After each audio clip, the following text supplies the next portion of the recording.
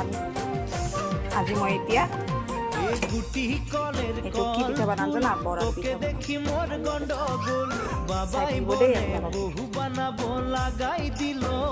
কথাটো হ'ল যে মোৰ এইখন অকণমান ভাল হৈছে, এই দুখনটো ভাঙিলে, মানে ইমানমান দীঘল কৰিছিলোঁ মাজতে ভাঙিলে।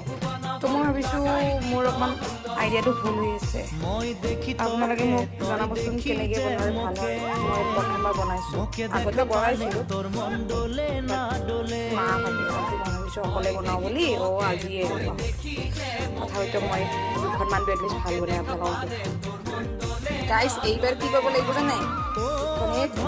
কেনেকৈ নাৰিকল দিব লাগিব, ঠিক আছে? এতিয়া মোৰ মোবাইল ধৰা একো ষ্টেণ্ড নাই কাৰণে মোৰ মোবাইলটো বন্ধ কৰি এইটো মটকাই দিম। গাইজ কুইক আপডেট যে মোৰ 3খন পিঠা বহুত ফেণ্টাষ্টিক হৈছে। আৰু এইকেইখন ভাঙিলে, ফাৰ্ষ্টৰ 2খন ট্ৰায়েল আছিলে, বাট এই 3খন আপোনালোকে ধুনীয়া হৈছে বুলি ক'ব লাগিব দেই। মোৰ বহুত ধুনীয়াকৈ 4খন একদম ধুনীয়া হ'ল। টেষ্টি ধুনীয়া হৈছে। এইকেইখন কিন্তু মা বনাইছে, মোৰ কেইখন আগৰ কেইখন আছিলে।